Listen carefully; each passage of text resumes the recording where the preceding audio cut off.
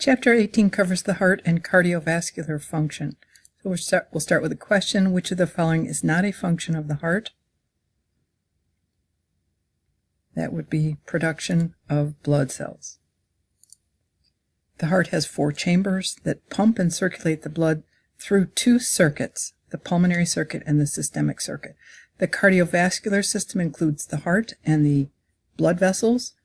The heart is directly behind the sternum. The base is superior, and that is where the great vessels attach to the body. The apex is inferior and points downward to the left. It is a 2-sided pump. The right side is the pulmonary circuit. It consists of the right atrium, which receives deoxygenated blood from the systemic circuit, and the right ventricle, which pumps blood into the pulmonary circuit. The systemic circuit consists of the left atrium, which receives blood from the pulmonary circuit, and the left ventricle, which pumps blood into the systemic circuit. The heart is in the mediastinum and is enclosed by the pericardial cavity. The mediastinum is that space between the lungs, and it contains the esophagus, the trachea, the heart. The pericardium is the sac-like structure wrapped around the heart. The outermost layer is the fibrous pericardium, which is very dense. The next 2 layers are the serous pericardium. The outer parietal layer lines the fibrous pericardium, and the inner serous layer, the visceral pericardium, covers the surface of the heart. Between the visceral and parietal pericardium is a potential space that contains pericardial fluid to reduce friction. Pericarditis is inflammation of the pericardium. Cardiac tamponade is excess accumulation of pericardial fluid, which could restrict the functioning of the heart.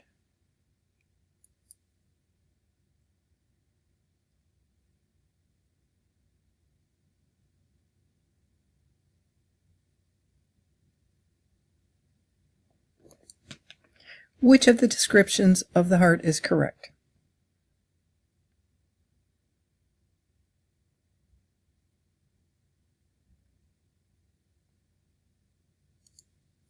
D is correct. It lies in the mediastinum under the sternum. The heart wall contains 3 layers as well. The outermost layer is the epicardium, which is the same as the visceral pericardium of the serous pericardium. The middle layer is the myocardium, which is the muscle layer with supporting blood vessels and nerves, and the innermost layer is the endocardium. It is simple squamous epithelium, specifically called endothelium, and it is continuous with the blood vessels. So the innermost layer is the endocardium, the muscle layer is the myocardium, the outer layer is the epicardium, which is the same as the visceral pericardium. You can see the potential space, potential pericardial cavity, which would contain fluid. And then we have our parietal layer, and then fibrous pericardium. The muscles wrap around the heart in a very strange way.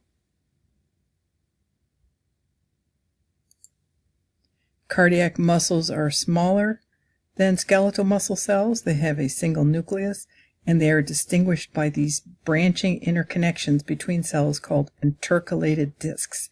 These intercalated discs are specialized intercellular connections found only in the cardiac system. Cardiac muscle cells are striated, depend upon aerobic metabolism, so therefore they have lots of mitochondria, and myoglobin. Myoglobin is similar to hemoglobin, but it stores oxygen. The intercalated disc is intertwined plasma membranes of adjacent cardiac muscle cells attached by desmosomes and gap junctions. Desmosomes prevent separation during contraction, and gap junctions allow cell contents to spread from one cell to the next. In this case, that would be the action potentials are allowed to move from one cell to the next.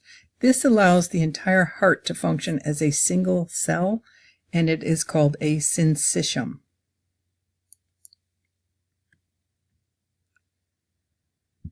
The boundaries between the four chambers of the heart can be identified on its external surface.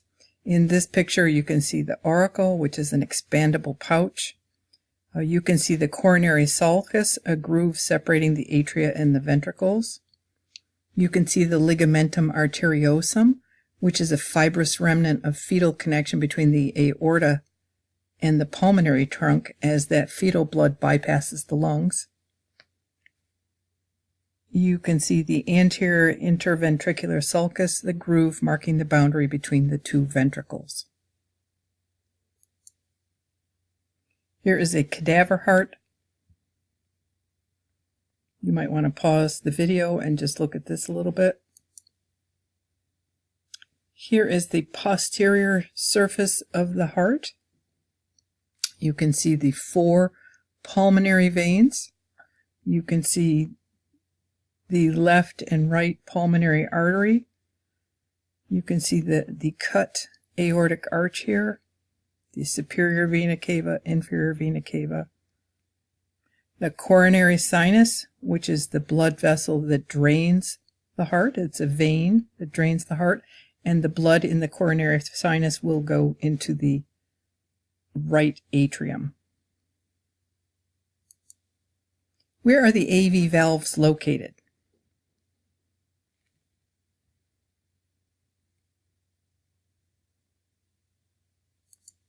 Between the atria and ventricles. What is the innermost layer of the coverings of the heart?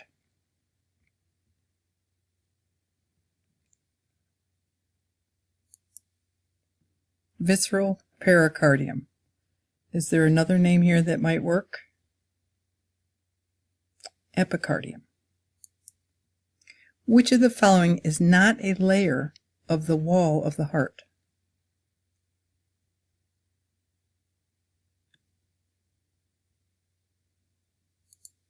Parietal pericardium.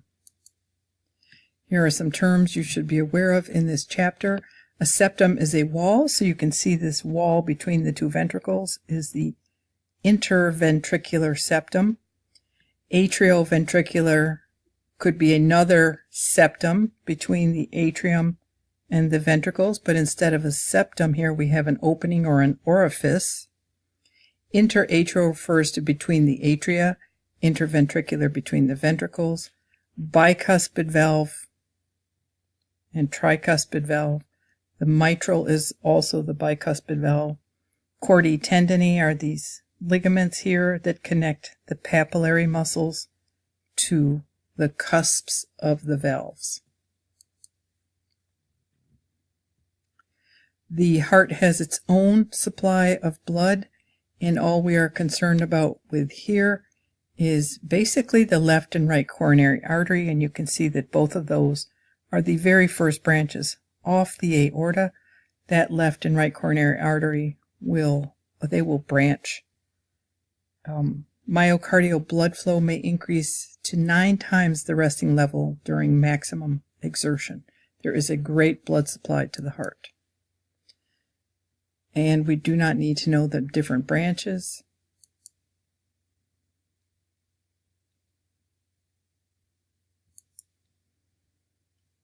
Again, here are some more branches of the right and left coronary artery.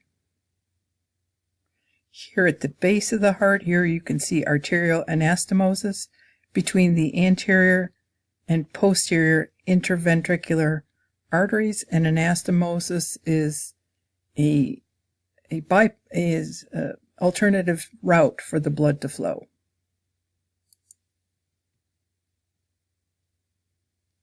All we need to know on the posterior side of the heart is the coronary sinus.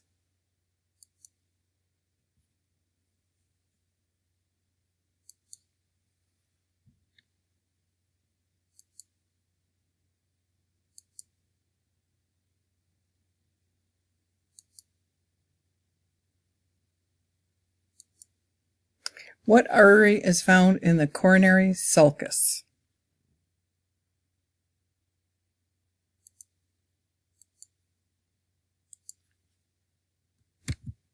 That would be the right coronary artery.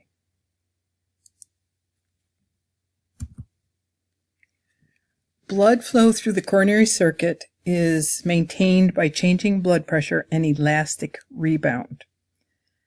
When the left ventricle contracts, it forces blood into the aorta, it elevates the pressure there, and it stretches the aortic walls. When the left ventricle relaxes, the pressure decreases and the aortic walls recoil. This is called elastic rebound. After stretching, it just comes back to normal.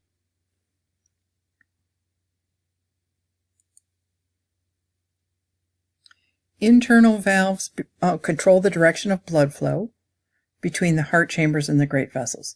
Each side of the heart has two chambers. An atrium receives the blood, sends blood to a ventricle, which pumps the blood out of the heart. So the right and left atria are separated by the interatrial septum, and the right and left ventricles are separated by the interventricular septum, which is much thicker.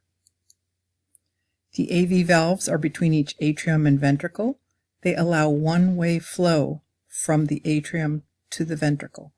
The semilunar valves are at the exit from each ventricle. Again, it's to allow one-way flow from the ventricle out.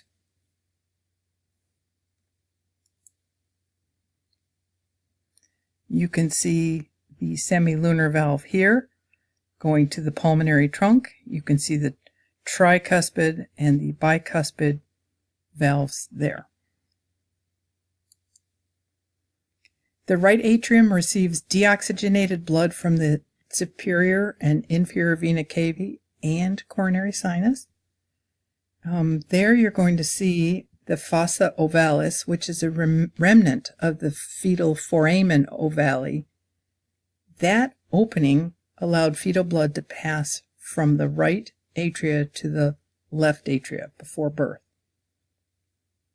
The left atrium receives oxygenated blood from the lungs, and pectinate muscles are found in the atria.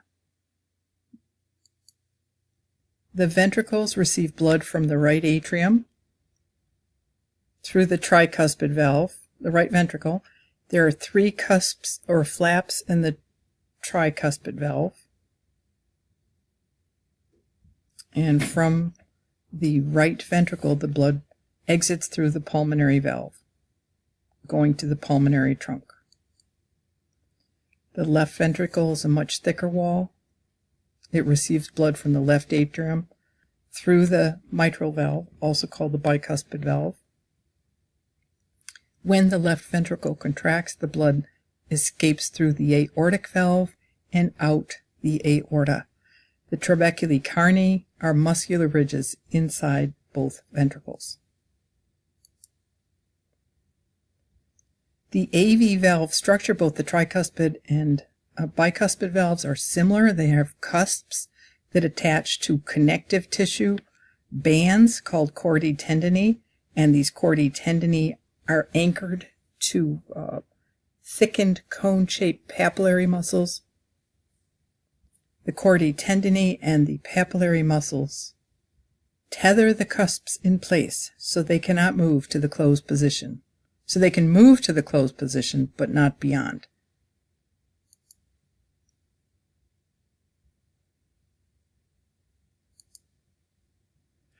Comparison between the chambers. Atria have similar workloads. The walls are about the same size, but the ventricles differ. The right ventricle wall is thinner because it's just sending blood to the lungs, and the left ventricle wall has 4 times the pressure of the right because it must send blood throughout the entire systemic circuit.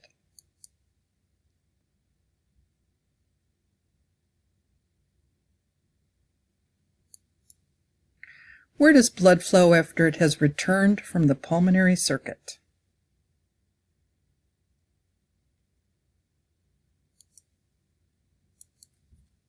That would be the left atrium.